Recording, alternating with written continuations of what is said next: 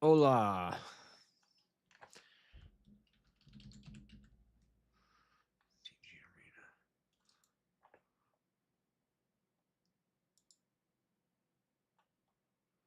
Why is huh.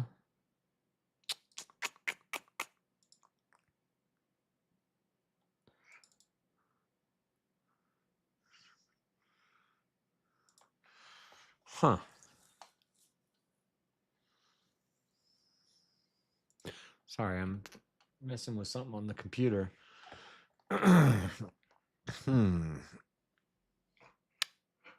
Why is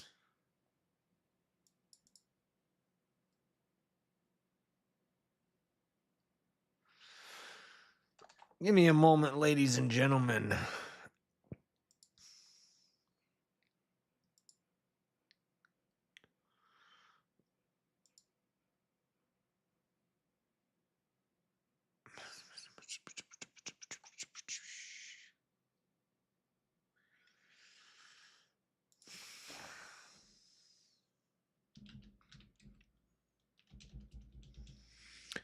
Huh.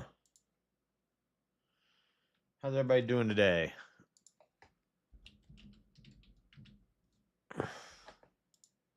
Trying to figure out why.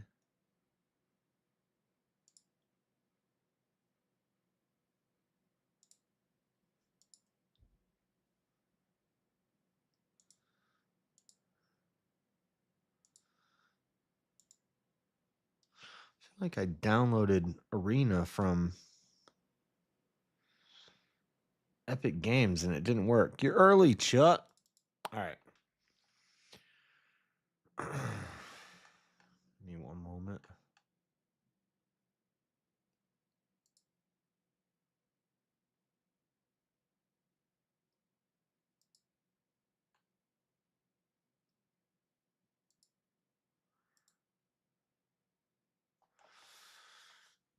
One moment.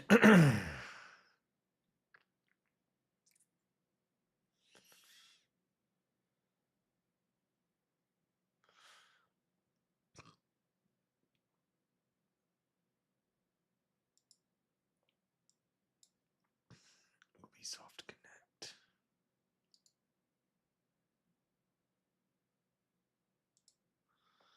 Okay. Wait, did I just close? I didn't mean to close that.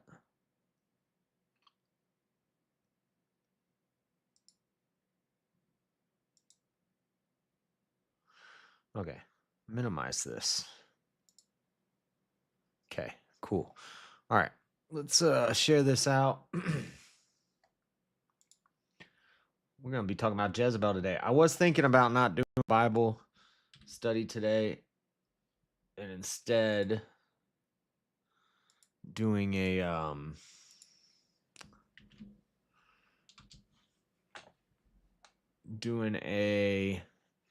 debate prep stream, which I will do.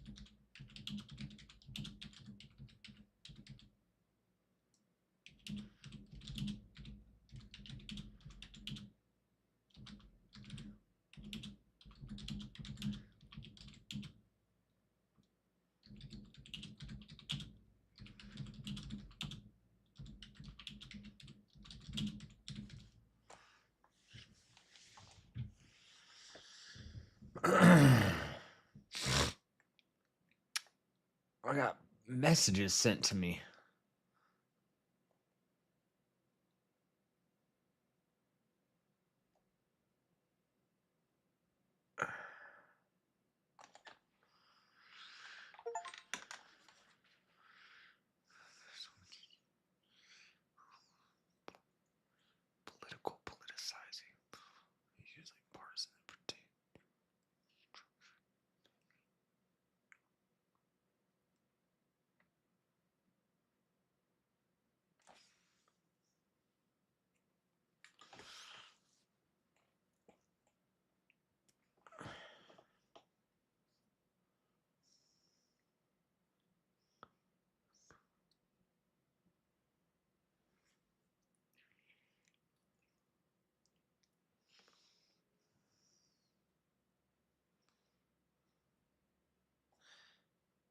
I don't.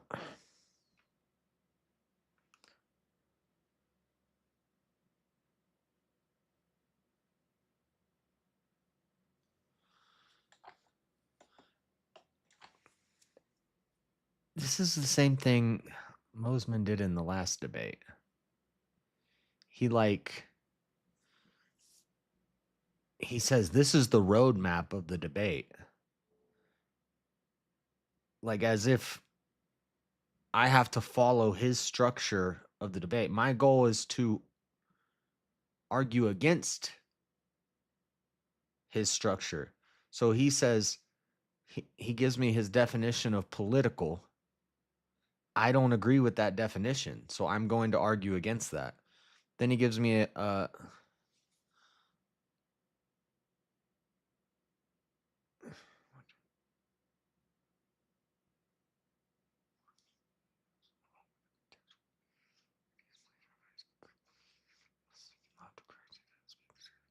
therefore anyone who calls themselves Christian worship seek first his word, then comport our thinking to it.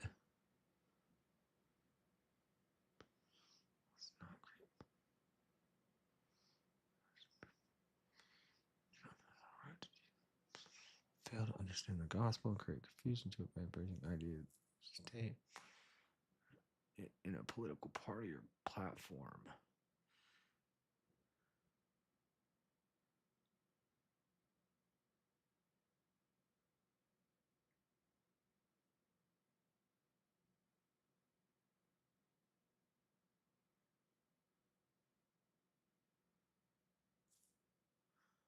Okay. Sorry, I'm reading. John sent me a roadmap to the debate. So I guess I don't know if he's saying this is where he's coming from. I guess he's saying this is where he's coming from and how he's going to be approaching the debate.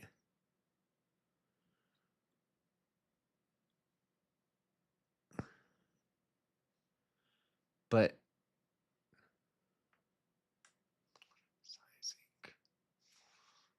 ideology is usually partisan, pertaining to the organizing structure and administration of government for domestic, foreign, and economic purposes. But it's not just the organizing, structuring, and administration of government. It's the organizing, structuring, and it's the organizing and structuring of people. The government is based off of the political ideology. Politics is just ideas of how we organize people and societies. A government state is a government or governing authority over a territory that uses force to create order in a society. Okay. Fine with that. The history of ancient Israel shows that both the folly of worldly politics and that God himself may use godless nations to do his will. Both reasons contrast any person with injecting God. Christian values are theological edicts within the state. Infected with sin, and Satan rules over this world. Ergo, anything made in this world by the... Yeah, I know he's going to go with that. I'm ready for that.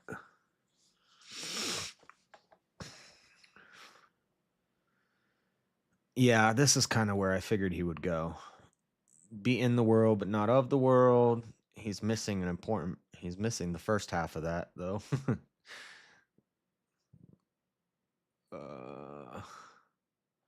Fallen world is infected with sin, and Satan rules this world.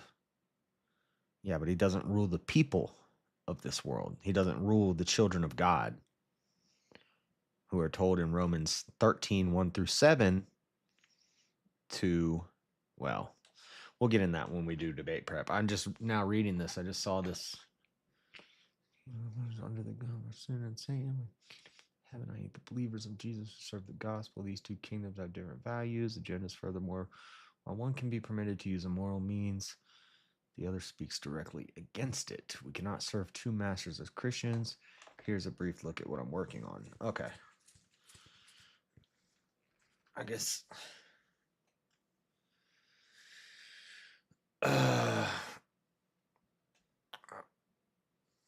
I wish that.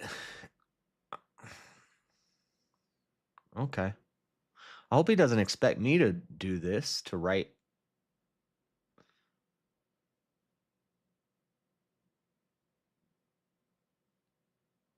a long thing out like this and send it to him before the debate. It's not usually how I roll, but he could have just saved this all for his opening statement. I don't know. I'm confused. Abe, I'm glad Abe's here. Okay, sorry guys, I'm distracted. Since Abe's here, yeah, we're gonna debate Mosman again. Since Abe's here, I want to apologize. I don't know what was wrong with me last night because either maybe I was tired because I didn't get a lot of sleep, or maybe my brain was just fuzzy because I had just been ranting for 3 hours. But I know what was I? Why was I arguing that Philistine is not in the Old Testament when I read the Old Testament? It's in there tons of times, hundreds of times. I don't know what I was on. I took a big L there, and I was being a real jerk. So my bad, Abe.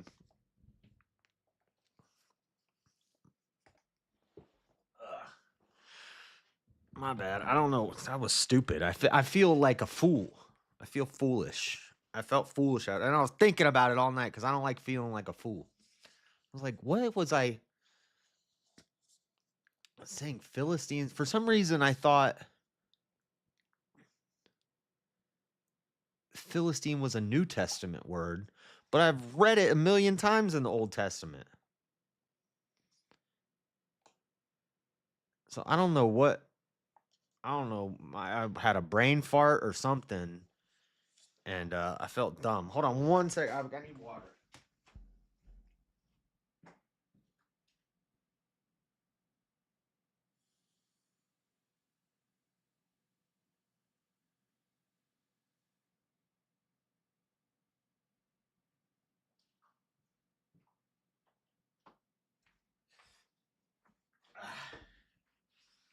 Okay. All right. What am I putting headphones on for? Let's get into this. It takes true strength to admit you were wrong and apologize for it. Well, I don't like if I'm wrong on something little or something dumb or I misspeak or something, no biggie, but when I'm like arguing and I'm totally wrong, and then afterwards I'm like, what was I talking about? I don't know. I was I was in the zone or something and it was the wrong zone. I don't know. I wasn't high. It's not like I was high or drunk or something. I don't know.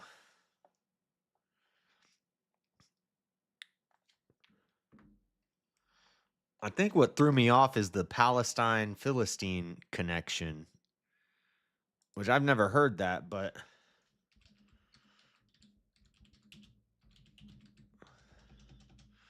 now I'm gonna fact check myself.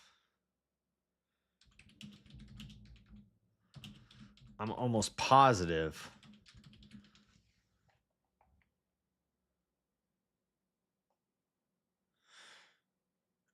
See, so it says the Old Testament doesn't directly use the term Palestine. Instead, the area known as Palestine is referred to as Canaan or Philistia, which is what Abe said.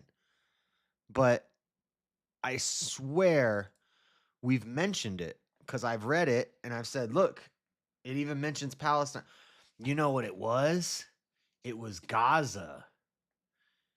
It was Gaza that was mentioned in the Old Testament. It does mention Gaza in the Old Testament. And I guess I was connecting Gaza to Palestine. And so I thought, which I was like disconnecting Palestine and Philistine. So I was for some reason thinking Philistine in the Old Testament I was thinking Palestine because Gaza is in the Old Testament, and the stuff with Israel and Palestine is Gaza, and I don't know what I was on, but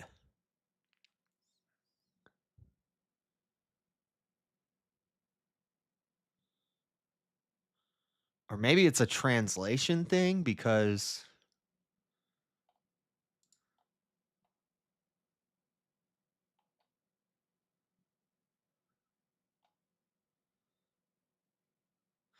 see now this is saying that the Torah mentions Palestine 10 times.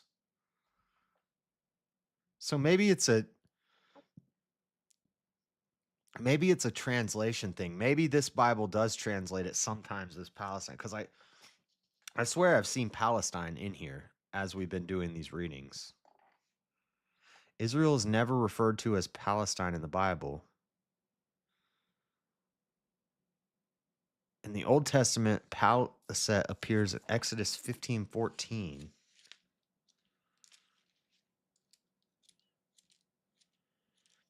I don't know what I was.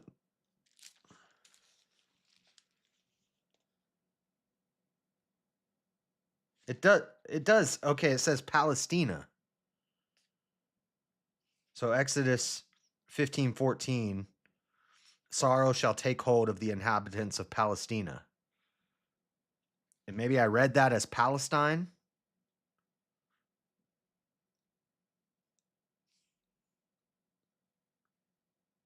So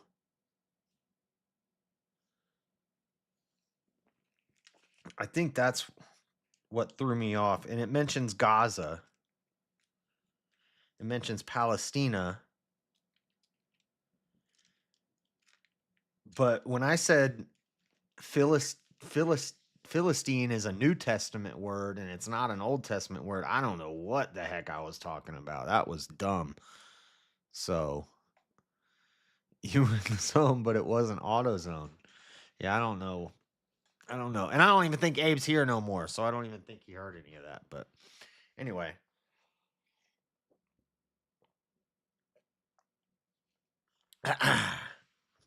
Let's get into this. We're probably going to read the word Philistine 800 more times today. All right. Chapter 6. I think we're going to get to Jezebel today. Well, we're going to get to Jezebel, but where's her story? I know that she's going to die. Have we already read a little bit about Jezebel? I think we have actually.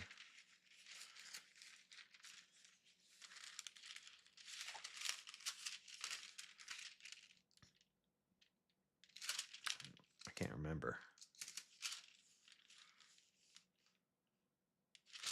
Anyway, chapter 6. 2 Kings, chapter 6.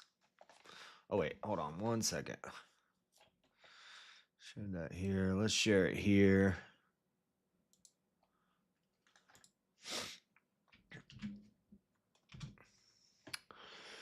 And we'll throw it here too. Why not? Why not? Throw it here too.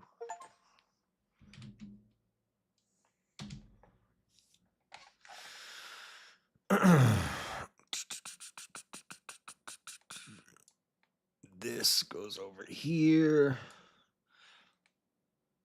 Okay, cool. All right. This is Elisha and the Syrians. Speaking of Syria, we just talked about Syria last night. Damascus, the bombing at the church.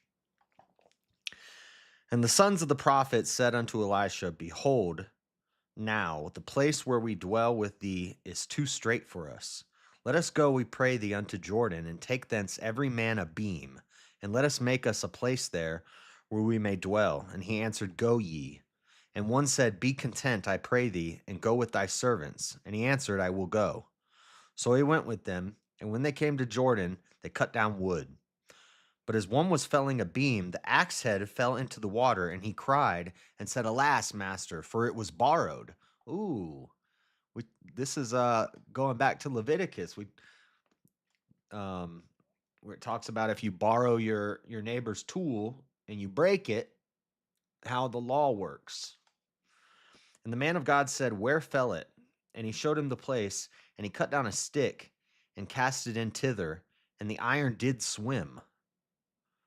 Man of God said, "Where fell it?" And he showed him the place, and he cut down a stick and cast it in thither, and the iron did swim. So I'm guessing he threw a stick in the water, and the axe head floated to the top. An iron axe head floated to the top.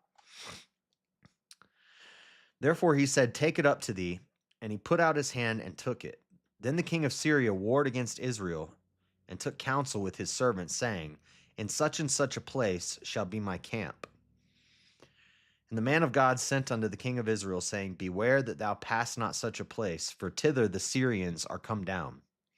And the king of Israel sent to a place which the man of God told him and warned him of, and saved himself there not once nor twice. Therefore the heart of the king of Syria was sore troubled for this thing, and he called his servants and said unto them, "Will ye not show me which of us is the king of Israel?" And one of his servants said, "None, my lord, O king, but Elisha the prophet that is in Israel telleth the king of Israel the words that thou speakest in thy bedchamber." And he said, "Go and spy where he is, that I may send and fetch him." And it was told him, saying, "Behold, he is in Dothan." Therefore sent he thither horses and chariots and a great host, and they came by night and compassed the city about. And when the servant of the man of God was risen early and gone forth, behold, an host compassed the city, both with horses and chariots.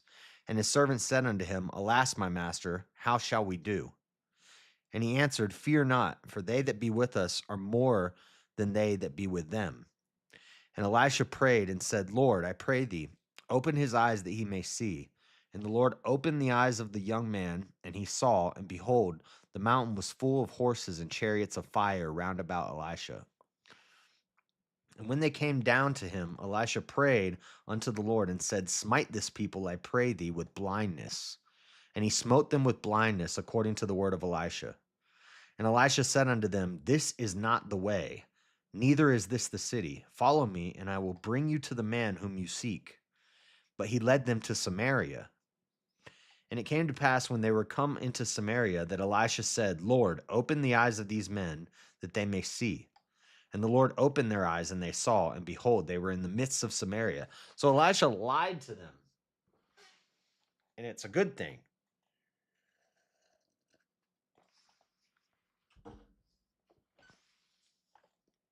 And the king of Israel said unto Elisha, when he saw them, "My father, shall I smite them? Shall I smite them?" And he answered, "Thou shalt not smite them. Wouldest thou smite those whom thou hast Wouldest thou smite those whom thou hast taken captive with thy sword and with thy bow? Set bread and water before them, that they may eat and drink, and go to their master." And he prepared great provision for them. And when they had eaten and drunk, he sent them away, and they went to their master.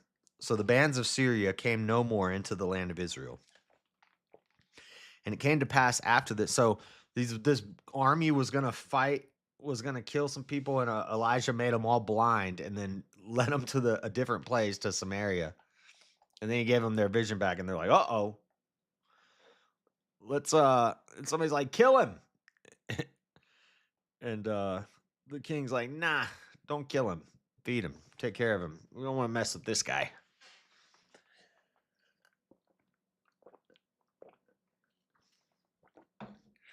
And it came to pass after this that Benhadad, king of Syria, gathered all his host and went up and besieged Samaria. And there was a great famine in Samaria, and behold, they besieged it until an ass's head was sold for 80 pieces of silver, and the fourth part of a cab of dove's dung for 5 pieces of silver.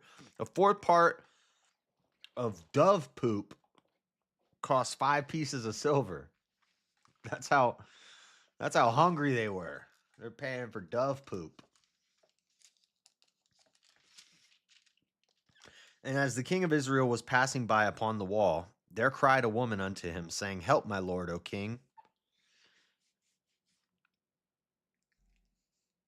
Hold on one second.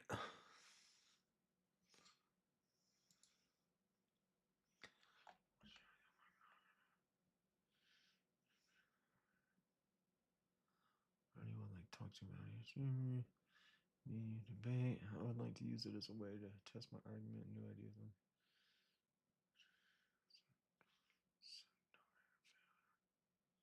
Who is this? How come Discord doesn't show me the full name of the person? I know who this is. This is.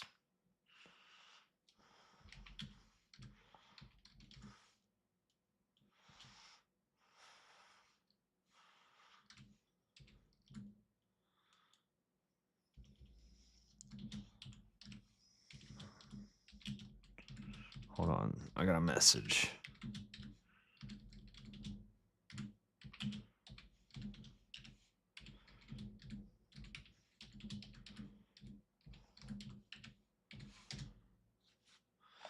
Get in the zone. Auto zone.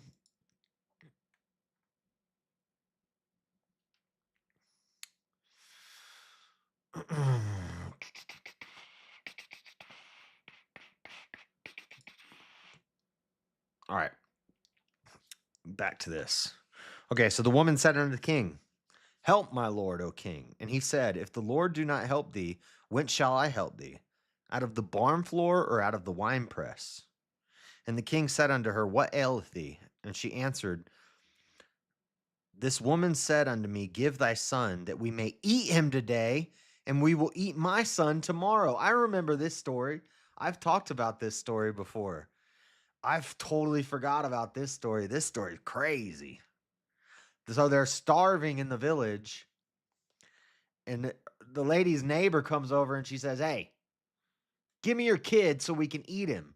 Tomorrow we'll eat my kid.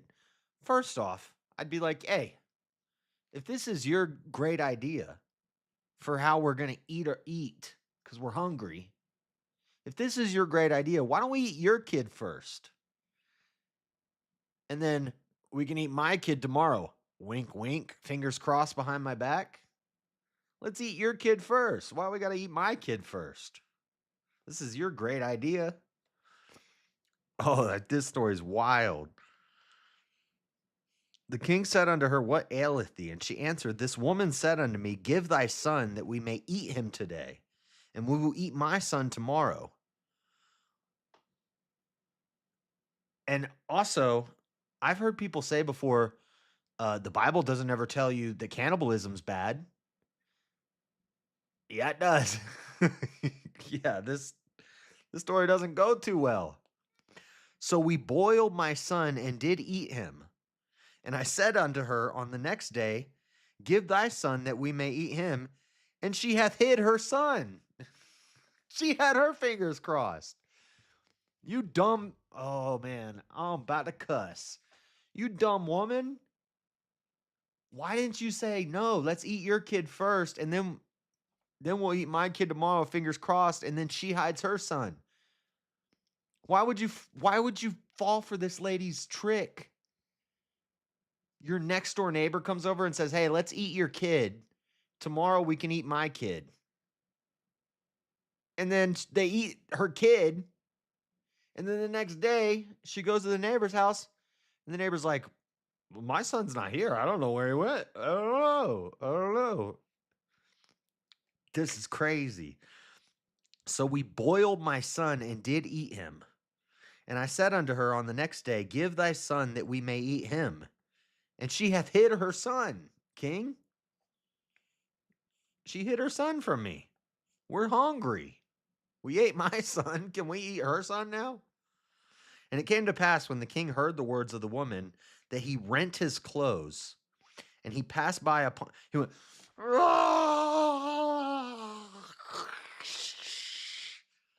that's how upset the king was. I would be too. And it came to pass when the king heard the words of the woman that he rent his clothes, and he passed by upon the wall, and the people looked, and behold, he had sackcloth within upon his flesh. Then he said, God do so and more also to me, if the head of Elisha, the son of Shaphat, shall stand on him this day. But Elijah sat in his house, and the elders sat with him, and the king sent a man from before him. But ere the messenger came to him, he said to the elders, See ye how this son of a murderer hath sent to take away mine head? Look when the messenger cometh, shut the door, and hold him fast at the door. Is not the sound of his master's feet behind him? And while he yet talked with them, behold, the messenger came down unto him, and he said, Behold, this evil is the Lord. This evil is of the Lord. What should I wait for the Lord any longer?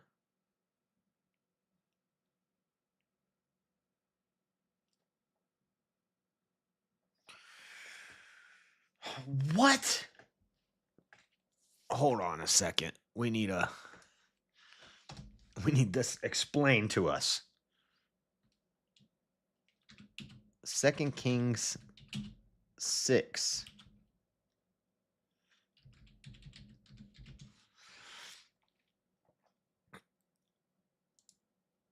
Second Kings 6 can be broken into three sections. The first is the miracle with the axe head. The second is the war with the Samaritan, where he leads the soldiers into Samaria while they're blind. The third part is the part we're interested in. 2 Kings 6, short summary, three sections. The first documents a miracle performed by Elijah where he made an iron axe head float in the water. Second documents God thwarting the Syrian army as they tried to capture Elisha and Dothan. Elijah's servants saw the city surrounded by horses and chariots of fire that outnumbered the Syrian aggressors. The third section discusses a period of terrible starvation in Samaria when the Syrians besieged the city during the reign of King Jehoram. According to the timeline, where Elijah and the floating axe head, Syrian army blinded by God. Okay, this is the part we're interested in. Ben-Hadad of Syria besieged Samaria. The siege led to a famine. The famine was so bad a donkey's head was sold for 80 shekels of silver, and a quarter of a cab of dove's dung sold for 5 silver. A cab was about a liter. So a quarter of a liter of dove poop cost 5 shekels of silver. But the horror got worse than people eating dove poop. People started eating people. A woman came to the king with a complaint. Woman 1 and woman 2 had agreed they would eat woman 1's son one day. The next day they would eat woman 2's son. But when it came to time to eat woman 2's son, she hid him and did not let him be eaten. Woman 1 wanted the king to do something about the broken promise. When the king heard, he tore his clothes in despair, and he ordered Elisha to be killed. Now, why is this Elisha's fault is what I don't understand. Elijah was in his house speaking with his elders. The king sent a servant, but Elijah was not killed. Elijah will prophesy an end to the starvation in the opening verses of 2 Kings 7. Are we ever going to address these women eating children? This chapter is a horrible fulfillment of a warning God gave centuries earlier to the Israelite people. God warned his people about breaking his law, prophesying that their enemies would make their lives a horror if they turned away from him. Ah, that's why this is happening. Well, that's always why this is happening. Deuteronomy 28:54 to 57 specifically mentions the cannibalism of this chapter. Deuteronomy 28:54 to 57. Oh, yeah, I think I remember that. It says they'll eat each other. Deuteronomy 28:54 to 57.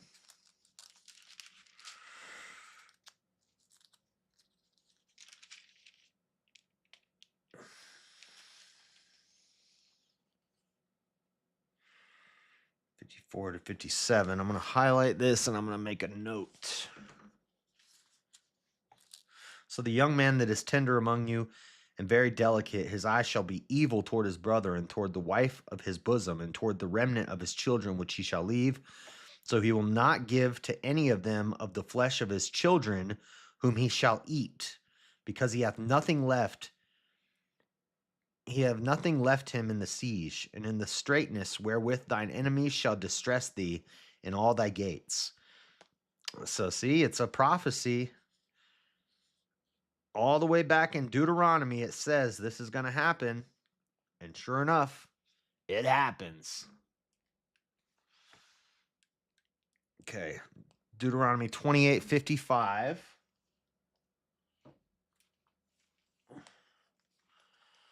I'm going to put a star here. I'm going to put a note here. 2 Kings 7, 28 and 29.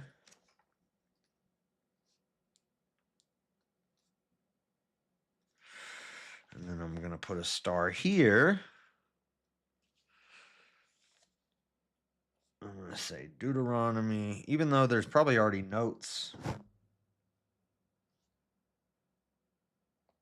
Yeah, it's actually, yeah, it says M, and M says Deuteronomy 28, 53 through 57.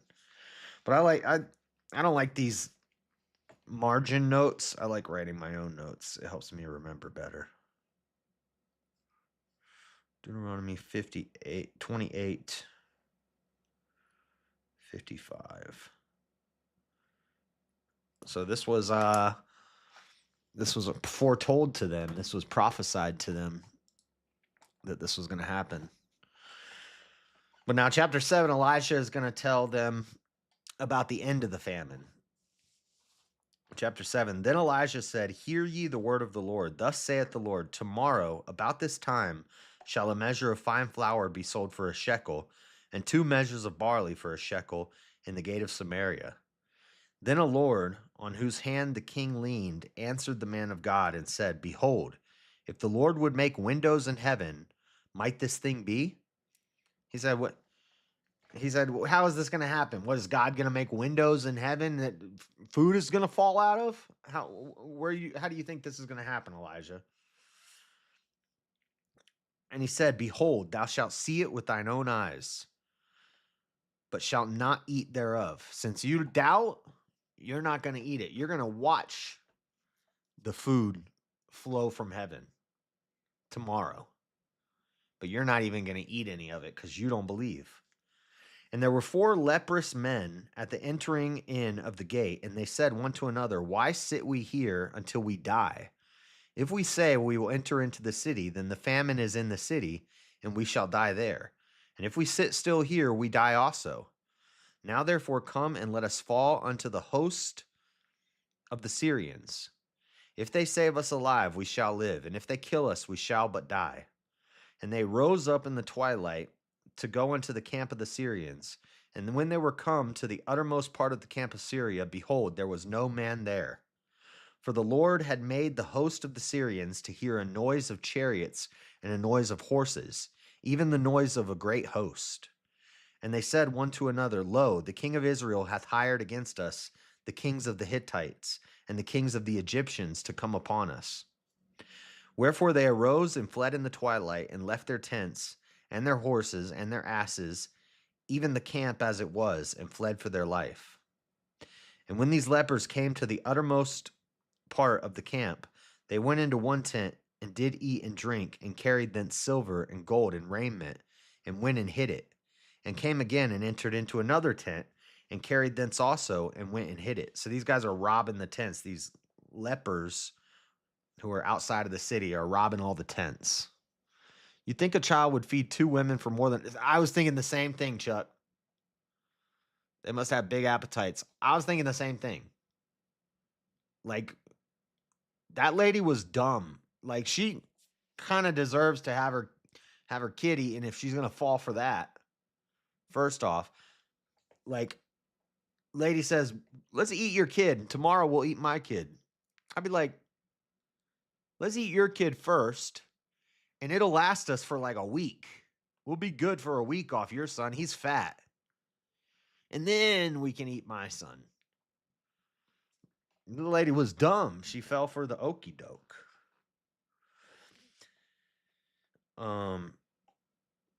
Then they said one to another, we do not well. This day is a day of good tidings, and we hold our peace. If we tarry till the morning light, some mischief will come upon us.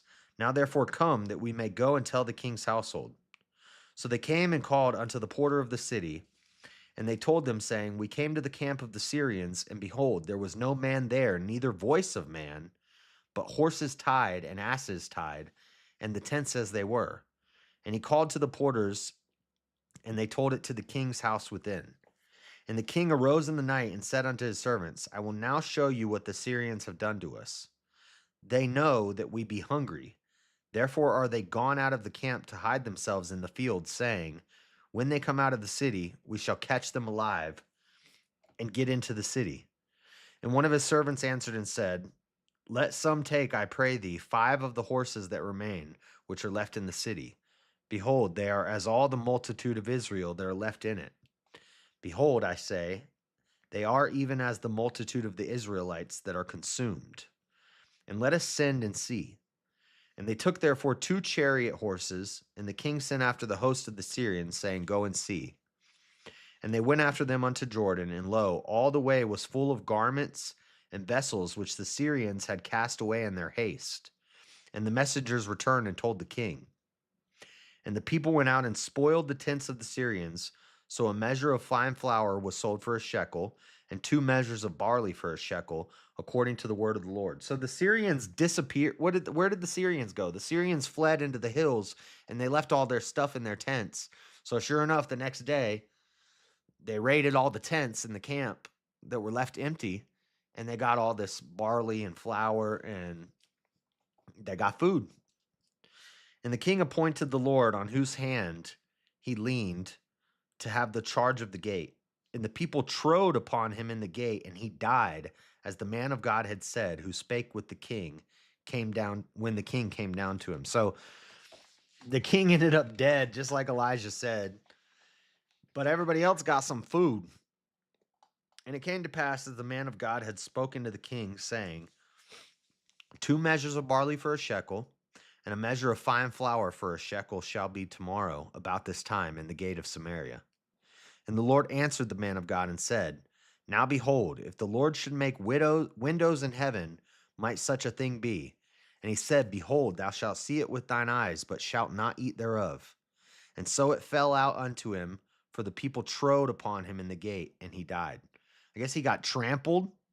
He got trampled by the people going to get food. The king got trampled by the people rushing to get the food that they just raided from the Syrian tents. And so the king saw all the food there, and he's like, wow, this Elijah guy was right. We do have food now.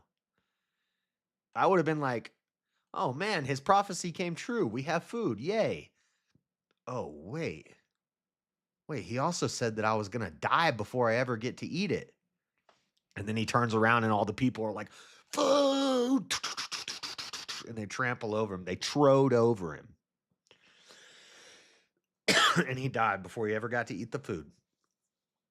Dang. Savage. Old Testament is savage. They don't play in the Old Testament.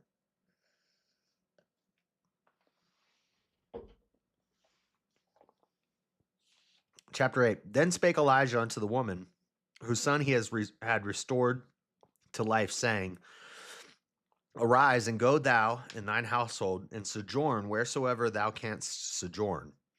For the Lord hath called for a famine, and it shall also come upon the land 7 years. And the woman arose and did after the saying of the man of God. And she went with her household and sojourned in the land of the Philistines 7 years. It says Philistines a lot in the Old Testament. I don't know what I was talking about.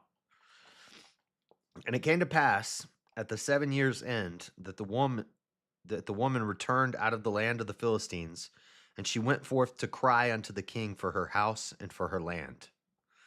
And the king talked with Gehazi, the servant of the man of God, saying, Gehazi is still the servant? Didn't he? I thought he was like a traitor, and he turned on Elijah, saying, tell me, I pray thee, all the great things that Elijah hath done.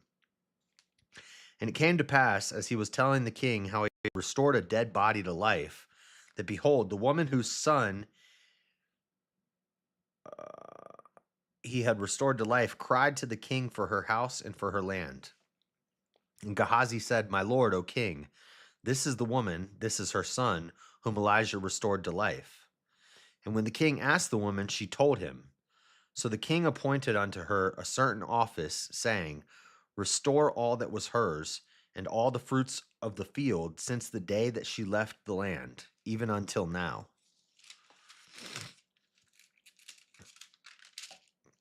And Elijah came to Damascus, the capital of Syria, which is where the church bombing happened the other day. And Benhadad, the king of Syria, was sick, and it was told him, saying, The man of God is come hither. And the king said unto Hazael, Take a present in thine hand, and go, meet the man of God, and inquire of the Lord by him, saying, Shall I recover of this disease? So Hazael went to meet him, and took a present with him, even of every good thing of Damascus, 40 camels burden, and came and stood before him, and said, Thy son Benhadad, king of Syria, has sent me to thee, saying, Shall I recover of this disease? And Elijah said unto him, Go, say unto him, Thou mayest certainly recover. Howbeit the Lord hath showed me that he shall surely die. So go tell him that he will recover, but God showed me that he's going to die. So why is Elijah telling him to lie to him? And he settled his countenance steadfastly until he was ashamed, and the man of God wept. And Hazael said, Why weepeth my Lord? And he answered, Because I know the evil that thou wilt do unto the children of Israel. Their strong hordes wilt thou set on fire, and their young men wilt thou slay with the sword, and wilt dash their children, and rip up their women with child. And Hazael said, But what is thy servant, a dog, that he should do this great thing? And Elijah answered, The Lord hath showed me that thou shalt be king over Syria. So he departed from Elijah and came to his master, who said to him, What said Elisha to thee? And he answered, He told me that thou shouldest surely recover. So Elijah told Gehazi to lie to Hazael and say he's going to be all right. But Elijah knows he's actually going to die. So he departed from Elijah and came to his master, who said to him, Thou shouldest surely recover. And it came to pass on the morrow that he took a thick cloth and dipped it in water and spread it on his face, so that he died. And Hazael reigned in his stead. Or not Hazael, that's Benhadad, I think. Hazael's the successor. And in the 5th year of Joram, the son of Ahab, king of Israel, Jehoshaphat, being then king of Judah, Jehoram, the son of Jehoshaphat, king of Judah, began to reign. 32 years old was he when he began to reign, and he reigned 8 years in Jerusalem. And he walked in the way of the kings of Israel, as did the house of Ahab. For the daughter of Ahab was his wife, and he did evil in the sight of the Lord. Yet the Lord would not destroy Judah for David his servant's sake, as he promised him, and give him always a light and to his children. In his days, Edom revolted from under the hand of Judah and made a king over themselves. So Joram went over to Zair and all the chariots with him, and he rose by night and smote the Edomites which compassed him about, and the captains of the chariots and the people fled into their tents. Yet Edom revolted from under the hand of Judah unto this day. Then Libnah revolted at the same time. And the rest of the acts of Joram and all that he did, are they not written in the book of the Chronicles of the kings of Judah? And Joram slept with his fathers. That means he died. It doesn't mean it was not some weird incest thing. It means he died. And Joram slept with his fathers and was buried with his fathers in the city of David. And Ahaziah, his son, reigned in his stead. In the 12th year of Joram, the son of Ahab, king of Israel, did Ahaziah, the son of Jehoram, king of Judah, begin to reign.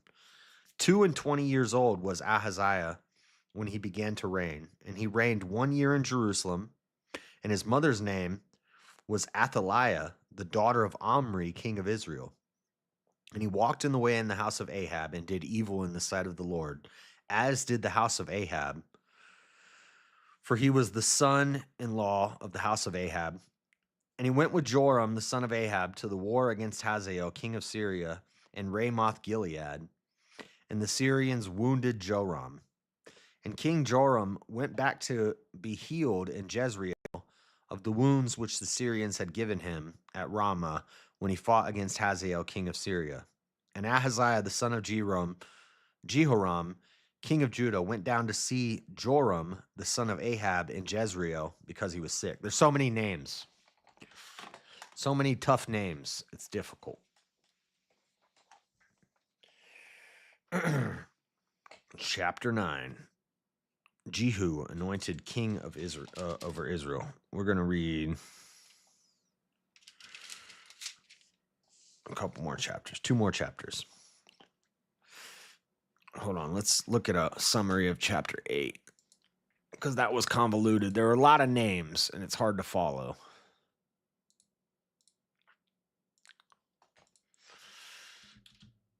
Second Kings 8 summary.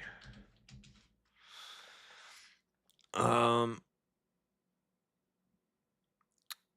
Kings 8 summarizes the restoration of the Shunammite woman's land after a famine. That's the girl whose son died and got brought back to life.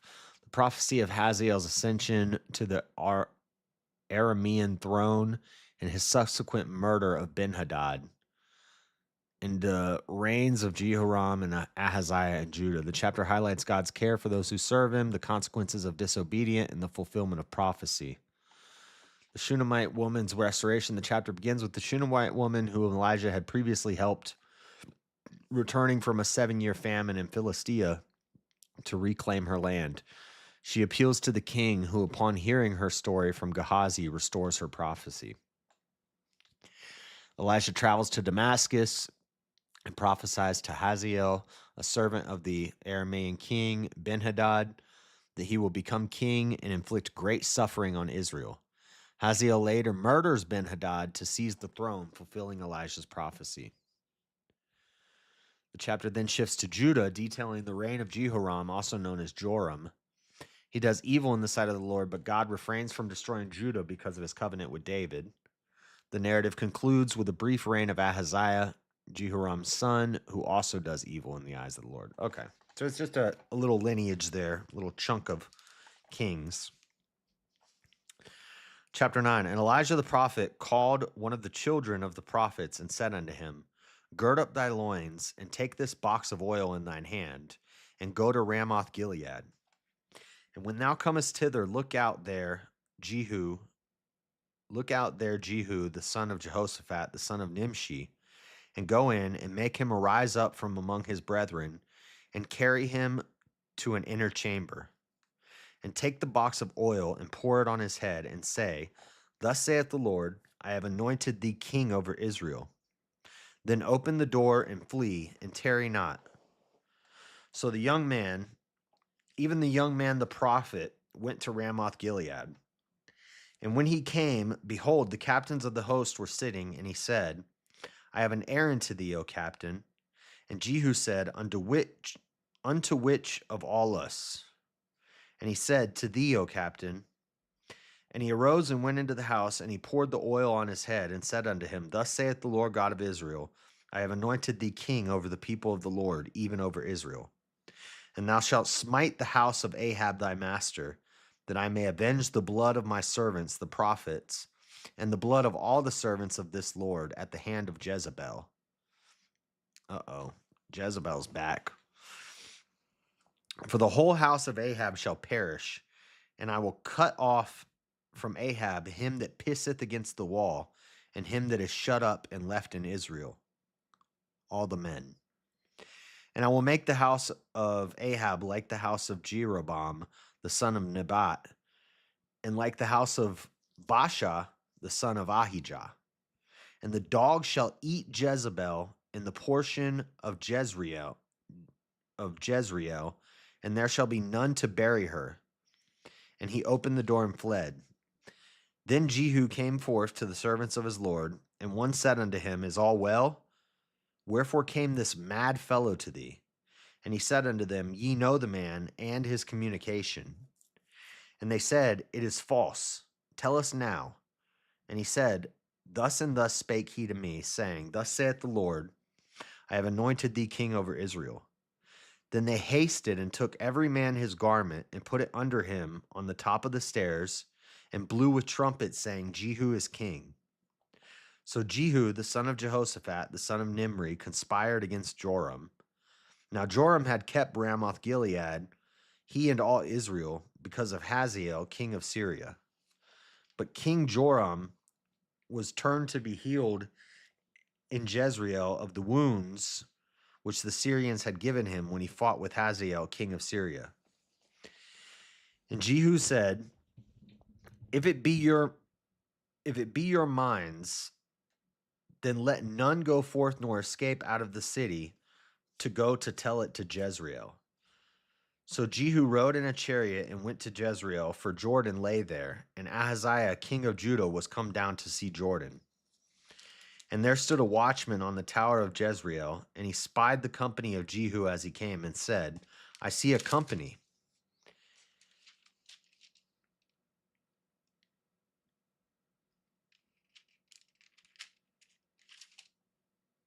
Wait, I see a company. And said, I see a company. And Joram said, Take an horseman and send it to meet them, and let him say, Is it peace? So there went one on horseback to meet him, and said, Thus saith the king, Is it peace?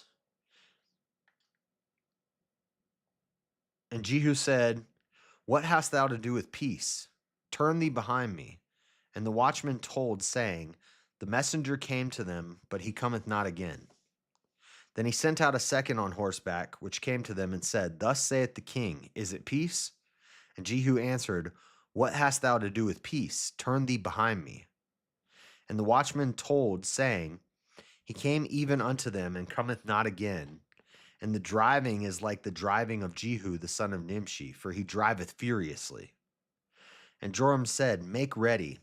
And his chariot was made ready. And Joram king of Israel and Ahaziah king of Judah went out, each in his chariot.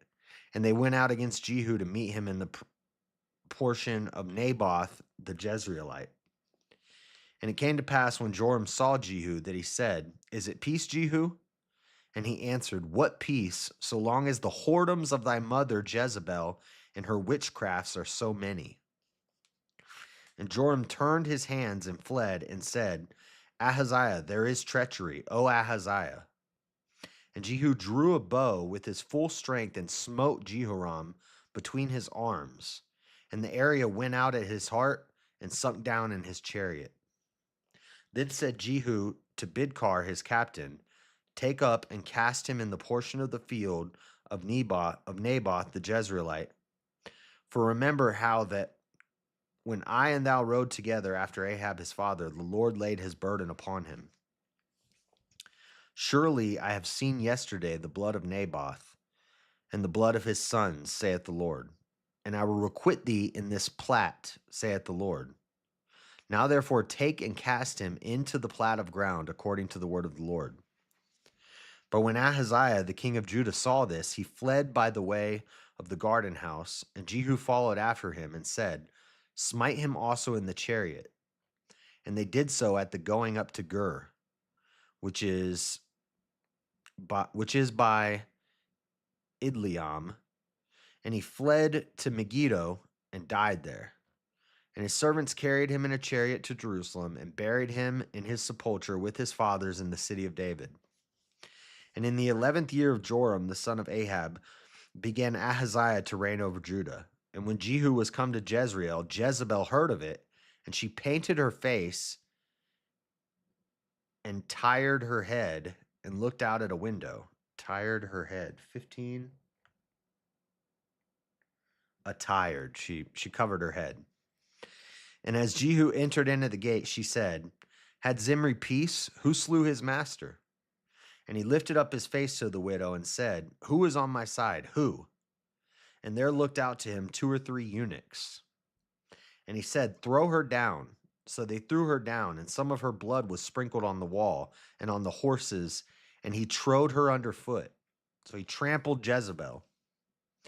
And when he was come in, he did eat and drink, and said, Go, see now this cursed woman, and bury her, for she is a king's daughter. And they went to bury her, but they found no more of her than the skull and the feet and the palms of her hands. Dang.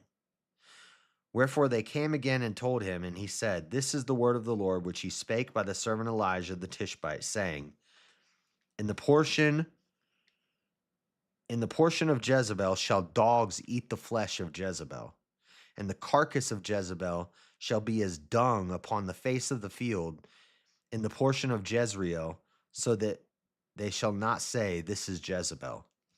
So his prophecy came true. Now, what's Jezebel's connection with this? Jehu's anointing as king of Israel and his subsequent violent overthrow by Ahab's dynasty. A prophet acting on Elisha's instructions anoints Jehu and commands him to destroy Ahab's house. Jehu then kills King Jehoram of Israel and King Ahaziah of Judah in Jezreel. Finally, he has Jezebel, Ahab's wife, thrown out of a window, fulfilling Elijah's prophecy.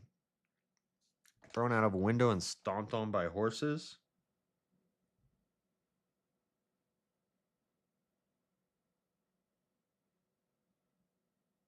Throw her down.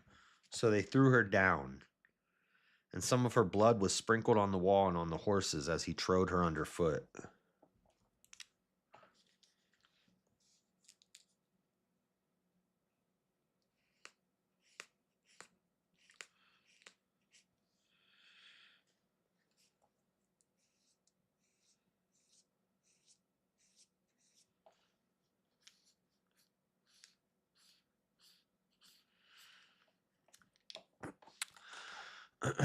Death of Jehoram and death of Jezebel. Jehu has Jezebel thrown out of a window, fulfilling the prophecy about her death.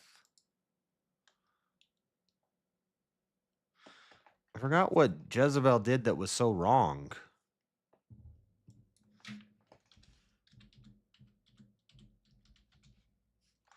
Jezebel is a figure from the Bible, specifically the Book of Kings, who is known for her role as a Phoenician queen and her association with the worship of the god Baal. She is often portrayed as strong-willed. She's a strong woman, not so much anymore.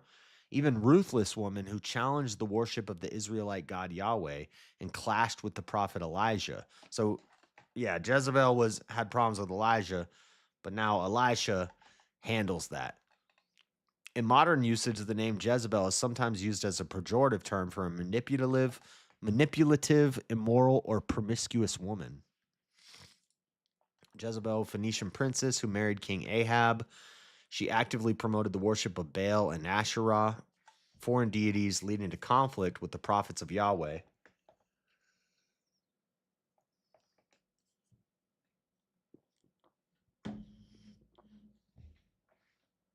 She was involved in the death of Naboth, who refused to sell his vineyard to Ahab, highlighting her manipulative and ruthless nature. I remember that. We read that not too long ago. The prophet Elijah confronted her and predicted her downfall. She was ultimately killed by being thrown from a window, fulfilling Elijah's prophecy. Some interpretations of the Bible have introduced the concept of a Jezebel spirit, a demonic influence that leads to these negative behaviors. The term is also used in a broader sense to describe women who are seen as challenging traditional gender roles or exhibiting strong leadership, or of worshiping demons. It's important to note that the use of Jezebel as a negative label for women can perpetuate harmful stereotypes and misogyny. Shut up, Google. Shut up, Google.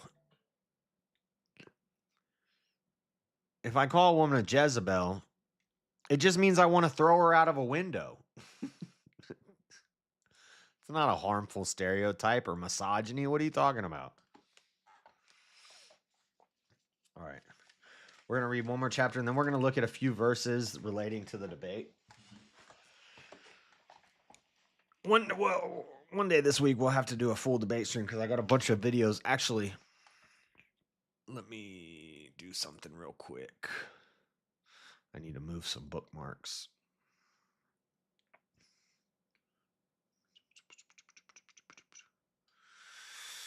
Okay. This is something I want to read.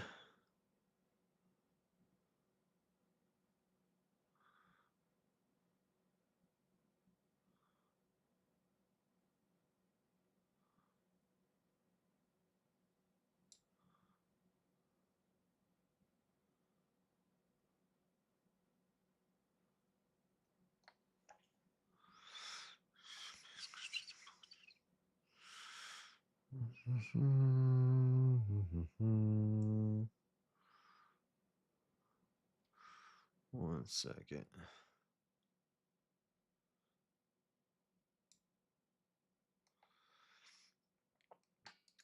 Delete this. Put this in here.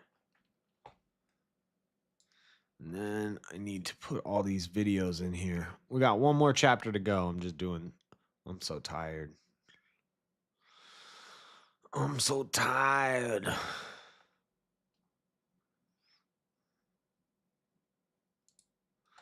I wish I could find this one video that I started watching the other night at work.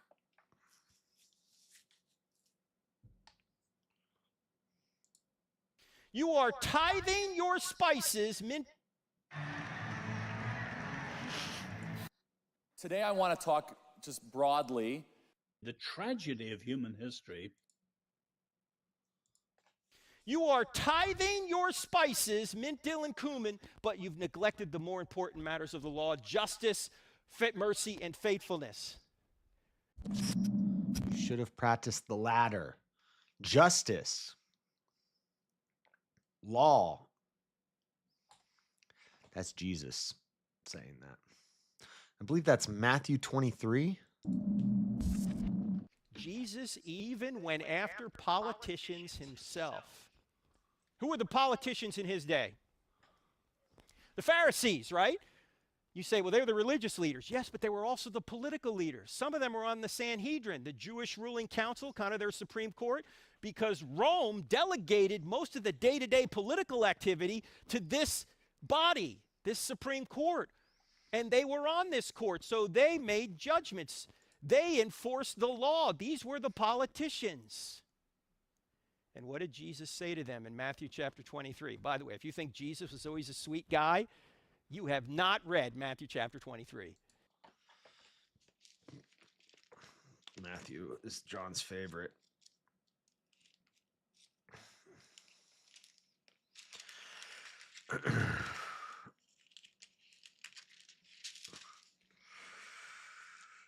Then said Jesus to the multitude and to his disciples, saying, the scribes and the Pharisees sit in Moses' seat.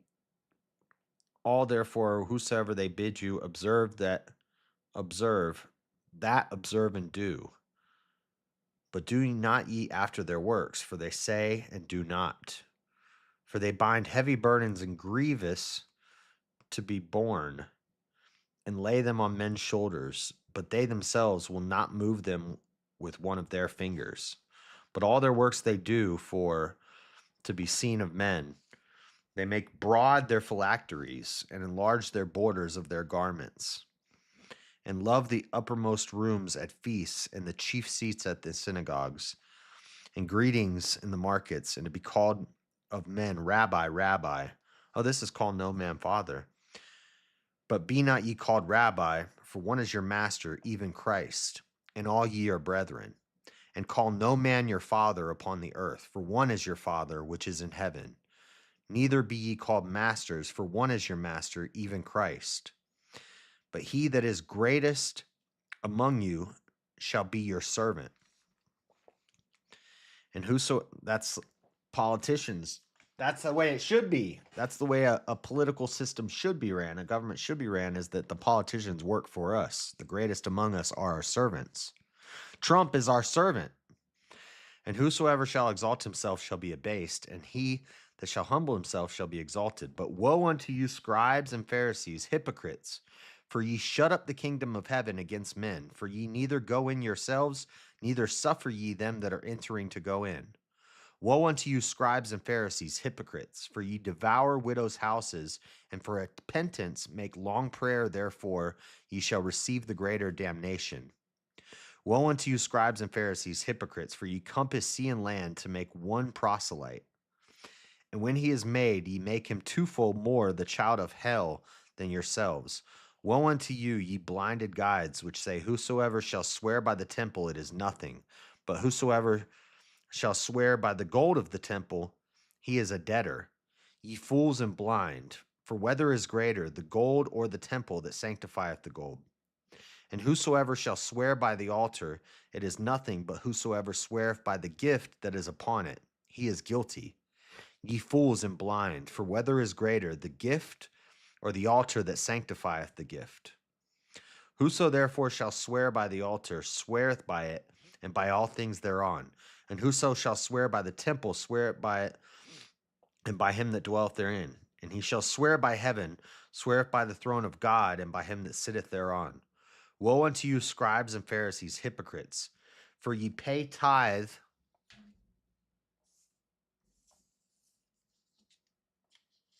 So this would be like a verse that somebody would use to say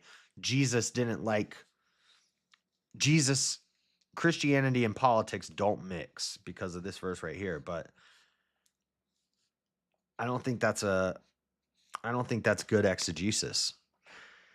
Jesus was saying those politicians were bad. But listen,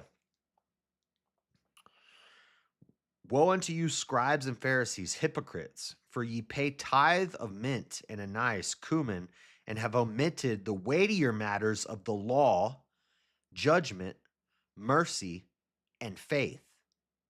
These ought ye to have done, and not to leave the other undone. So Jesus is not saying justice, because another word there is justice. Another word that could be used there is justice, law, judgment, and mercy. Jesus is saying, you're worried about taxes. He's talking to the Pharisees, the politicians. He's saying, you politicians are worried about getting rich and charging poor people taxes. What you should be concerned with is law, justice, and mercy. Mercy for those who deserve mercy, and justice for those who deserve justice.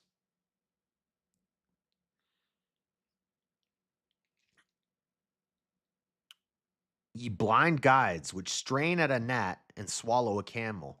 What that means is that they would strain their water to get bugs out of their water, but while they're focused on straining the water for a gnat, they're swallowing the whole camel, which is the biggest animal out in that area. They're focused so much on taxes and tithes that they're missing law and order and justice and mercy. So this is not a condemnation of all political systems. This is a condemnation of these politicians, righteous leaders who are appointed by God, focus on justice, law and order, mercy, following the law. So have a feeling that could be a verse John might bring up. A verse that I would bring up would be Romans 13, I believe. 1 through 7.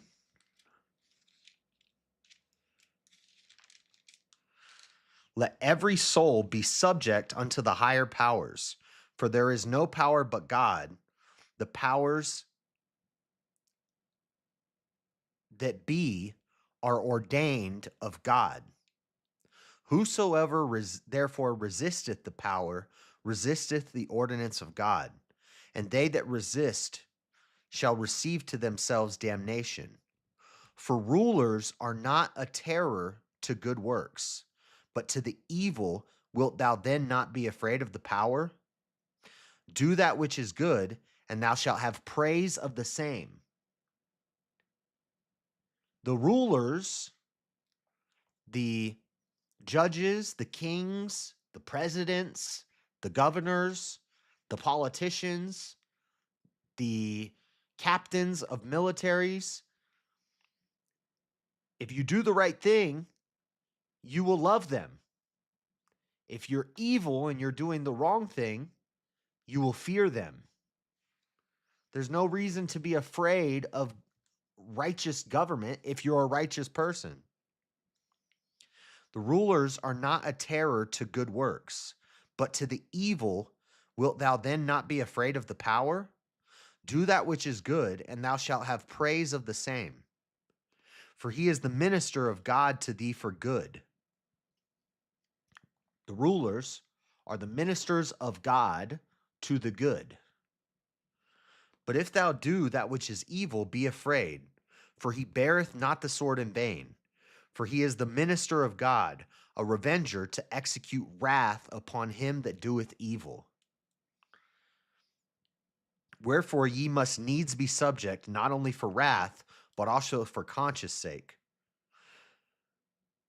For this cause pay ye tribute also, for they are God's ministers, attending continually upon this very thing. Render therefore to all their dues, tribute to whom tribute is due, custom to whom custom, fear to whom fear, honor to whom honor. This is talking about governing authorities, rulers, kings, presidents. And there's many more verses, but that's just an example. I'll show you a Old Testament example. I'm going to use all these in the debate.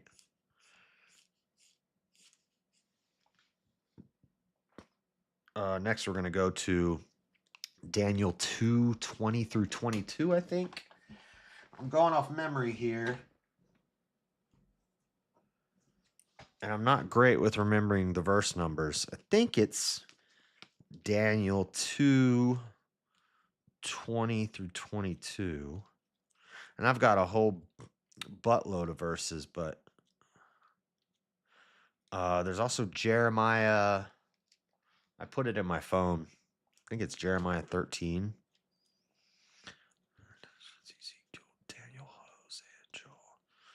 Daniel 13. No. Daniel 2:20 through 22. Let me see if this is right. Daniel 2.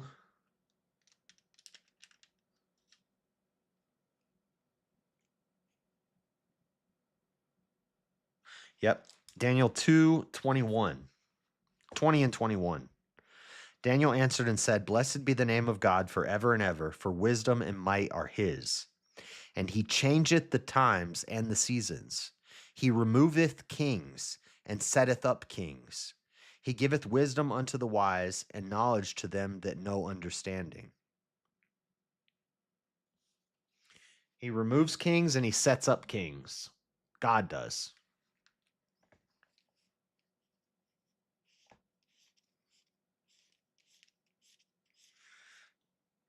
And then what's the verse in Jeremiah?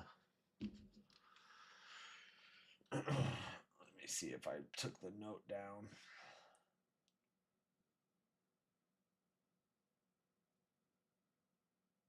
I didn't write it down. There's something in Jeremiah. I have it in a video.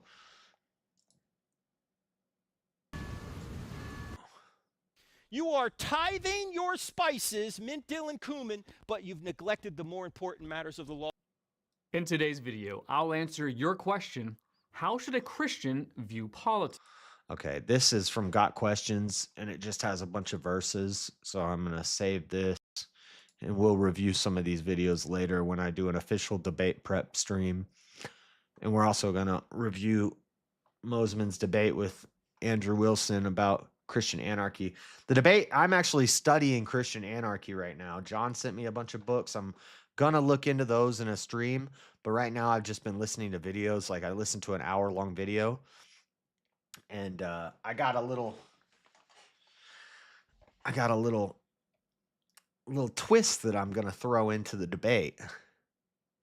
Who's watching right now? We only got 3 people watching, so nobody's gonna catch it. How are you? Abe, I don't know. Are you here still, Abe? I don't know if you heard. I apologize to you very thoroughly.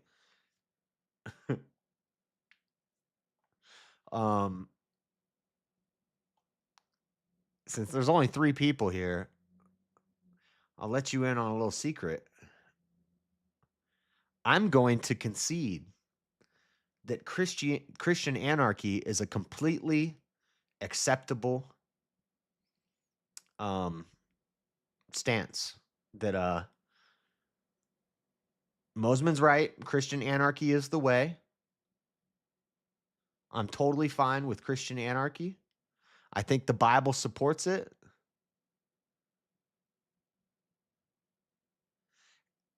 But remember, our debate is not about Christian anarchy. Our debate is about the politicization of Christianity is wrong. So I'm going to start off with Christianity is a perfectly acceptable political system for Christians. Seems like if you're a Christian anarchist, you're pro politics and Christianity. Today, I want to talk just broadly to the people watching on the live stream that might be out of state. The tragedy of human This one I have to watch. This is an hour long. I haven't watched this yet. I don't even know if I want to save this. I don't even know if I want to save this in my file because I haven't watched it yet, and it's an hour long, and it might not.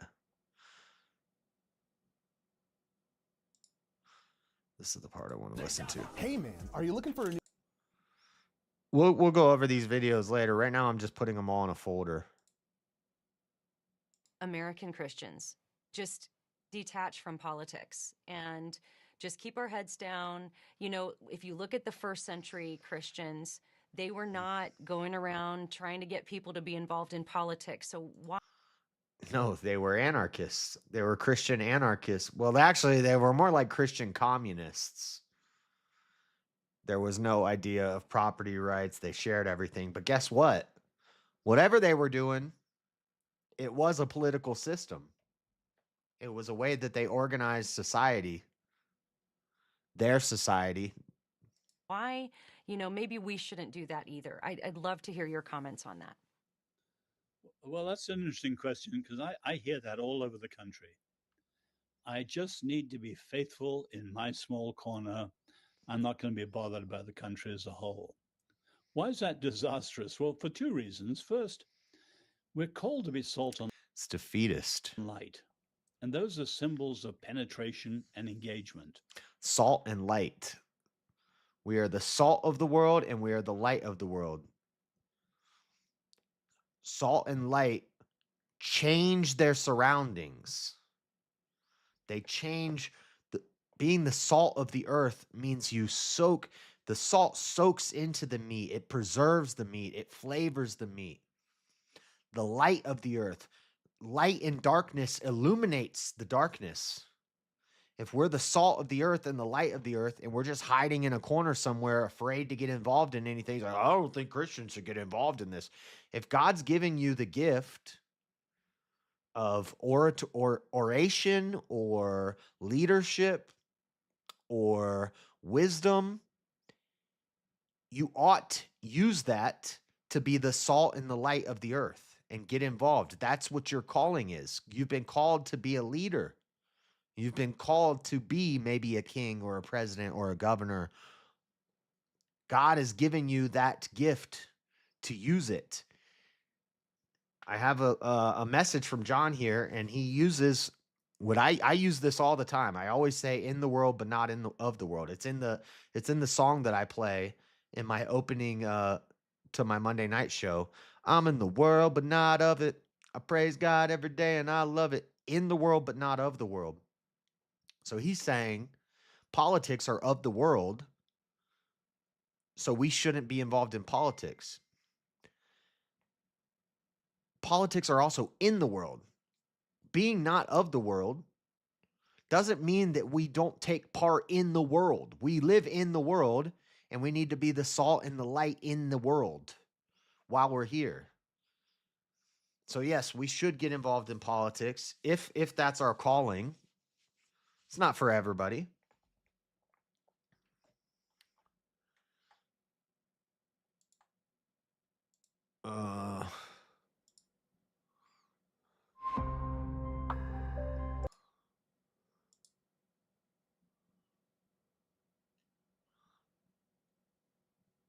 Shout out, Abe. If you go rewind to the beginning of the stream, I felt foolish last night, so I apologized, and then we looked into it.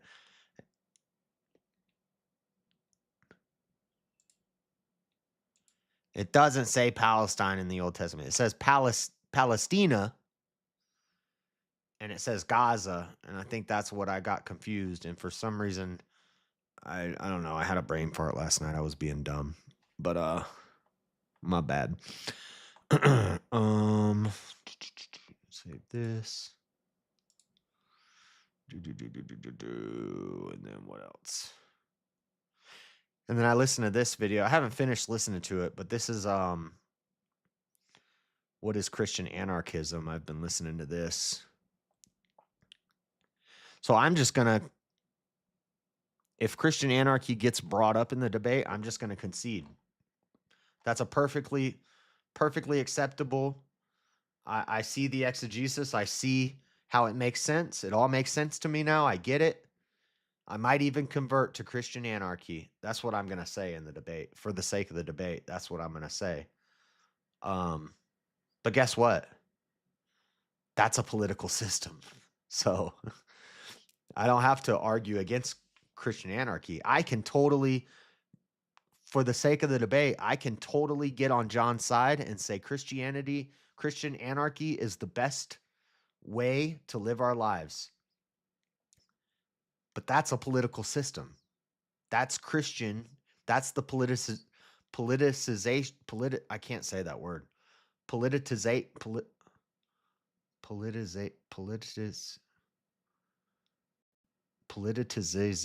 I can't say that word. What the heck? That's politics and Christianity. Politicizing. That's politicizing Christianity.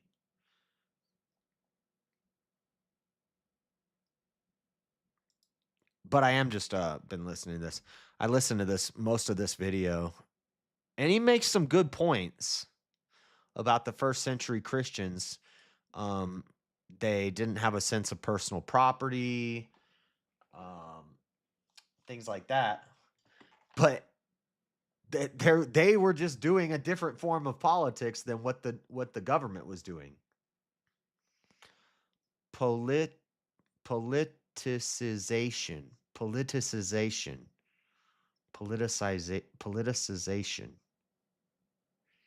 I don't like that word. I can't say it. Politicization. Politicization. I can't say it. Politicizing.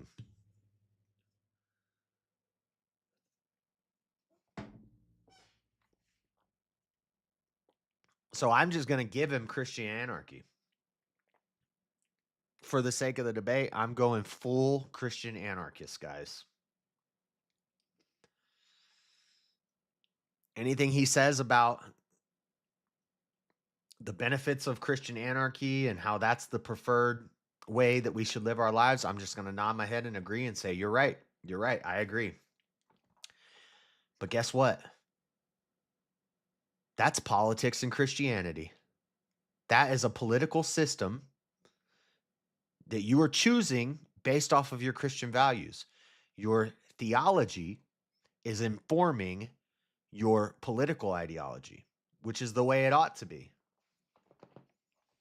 And Jesus supports that in Romans 13, in Matthew 23. Old Testament, we get super political. Not so much in the New Testament, but there is some tidbits that I'm ready. I'm going to have locked and loaded. But the Old Testament, I mean, we have Leviticus, which is the law, which is when Israel was under a theocracy with the priesthood ruling. All of Leviticus is laws for the theocracy. The priests ruled the government, the land. It has land management. It has laws, moral laws, ceremonial laws, tribal laws, organization of the different tribes and where they're going to build their which land that they get, property rights, which tribe is going to be where in relation to the tabernacle. Then we have judges. When there's no king and the people did what was right in their own eyes, every time that they became depraved, because every time everyone fell into moral subjectivity and they did what was right in their own eyes because they had no leader and they weren't following God, a judge was sent, and then they would have a time of peace after the judge. Then we move into the monarchy. We have 4 books of Kings. We have 1 Samuel, 2 Samuel, 1 Kings, 2 Kings. That's 4 books of Kings. We have tons of politics in the Old Testament. What's up, lower class?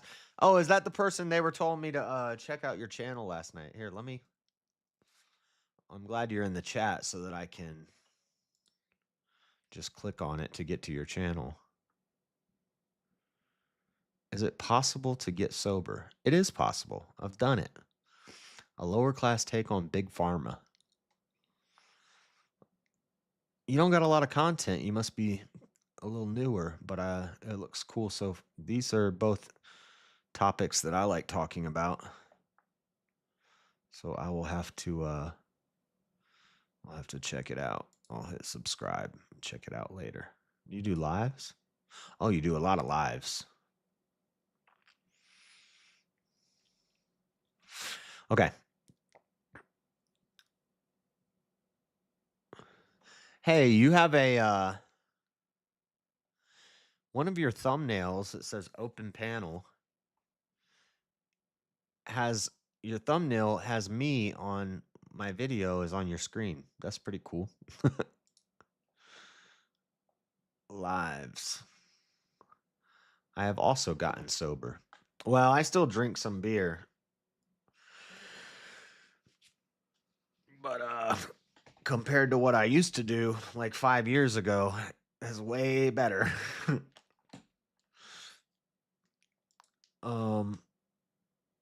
Okay, saved. Okay, I got all the videos saved in my folder. There's one video that I saved a long time ago.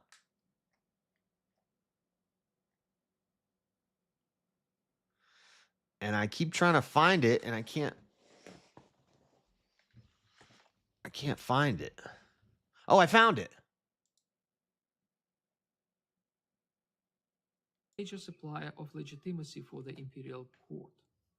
At some point, however, it started to lose its flavor. This happened when convincing theological arguments against the monarchical and hierarchical model of the Trinity were elaborated upon, especially by the Cappadocians. As a result of this theological development, the monarchical/hierarchical model turned from legitimizing to delegitimizing and was eventually abandoned. Cappadocian theology, however, could not substitute the monarchical/hierarchical Trinity as the source of legitimacy for the Christian emperors. I would argue well, this is the problem. So he's going to say, never mind. I don't want to get into that right now. That's deep, but it's basically the idea is how do you say his name?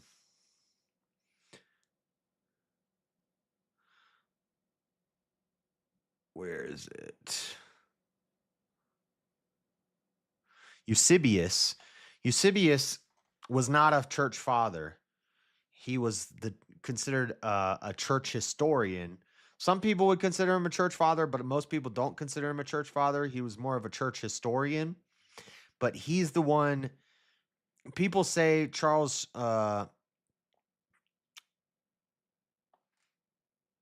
Schmidt.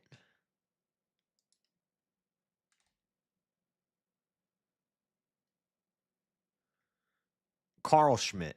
People say Carl Schmidt is the father of political theology. Some people,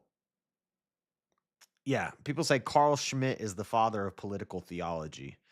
But there's a better argument to make that this guy makes in this video that Eusebius is actually the father of political theology.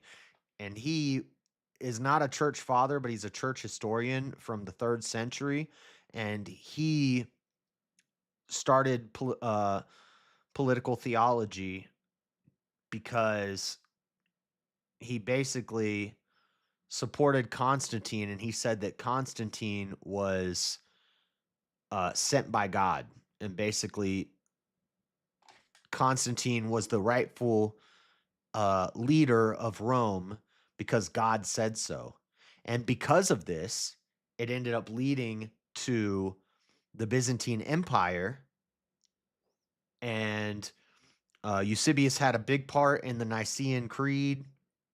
He had a big part in getting Constantine, uh, you know, accepted by all the Christians and pushed up in power, which led to the Byzantine Empire, which is a great thing for Christians. The problem is Eusebius had some ties to Arianism. The reason Eusebius was so pro monarchical hierarchy is because he wasn't like a Trinity denier, but he believed that it went, and I people will say it's heretical, I guess, but actually I don't even think they do say it's heretical, because I think even Orthodox and Catholics acknowledge that. They say um that it's something about the lesser among equals, or the that Jesus is the Son is subservient. Is that what's the word I'm looking for? Jesus is under God, or under the Father.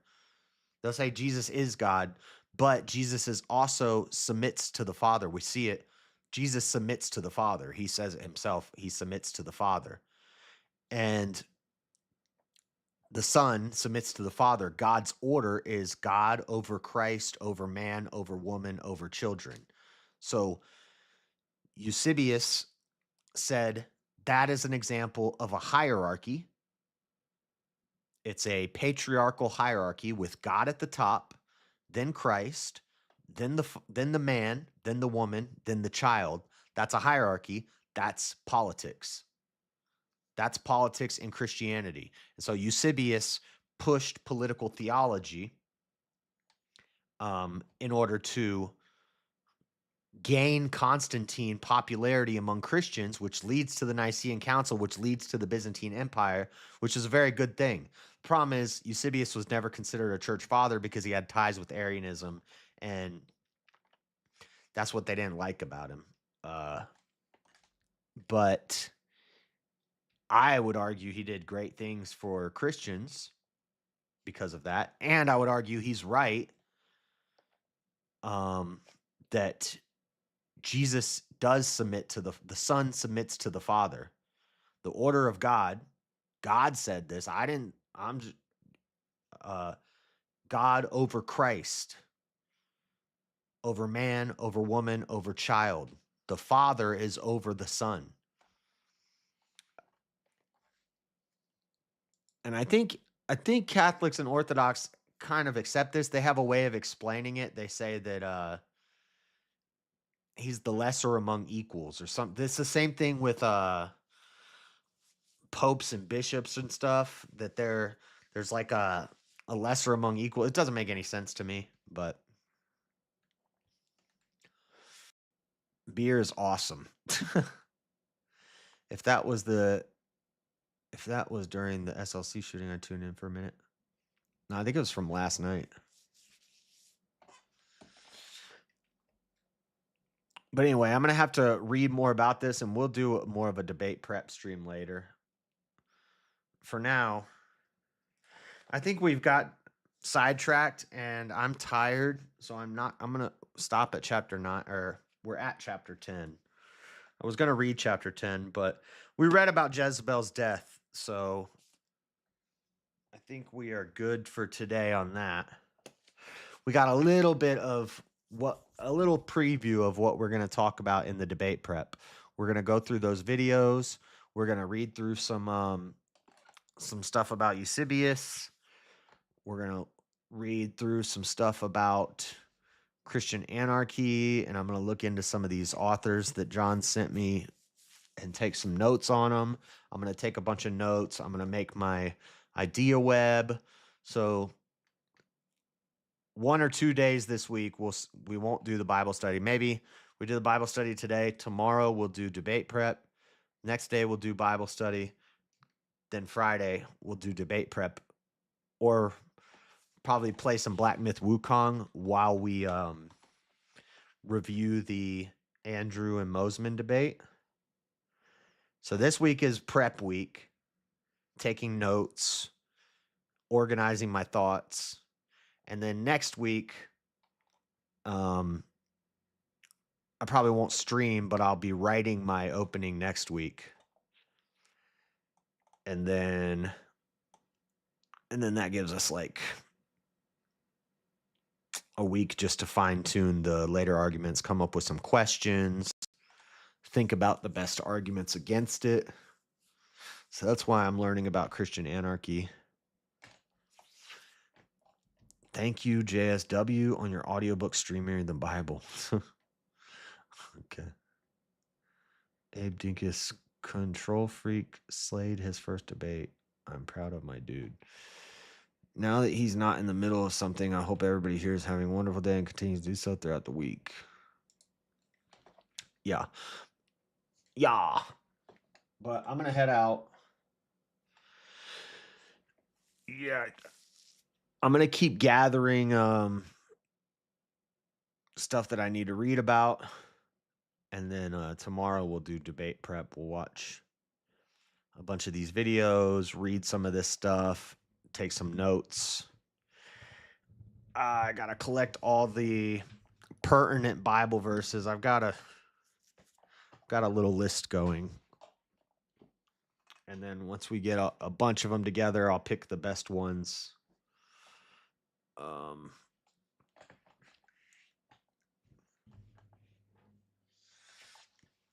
And then I think that's what we're going to do is on Friday, when I usually do my Wukong stream, I'll play Black Myth Wukong while we listen to the Andrew Mosman debate. We're going to review it on the channel, and I think it's going to be kind of a similar debate.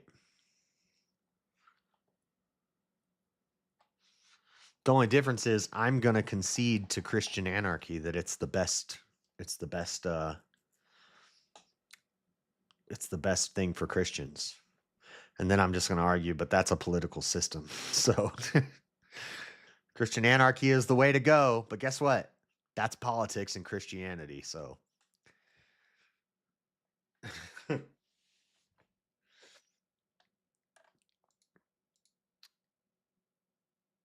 right. See you guys later. God bless everybody. Have a good one.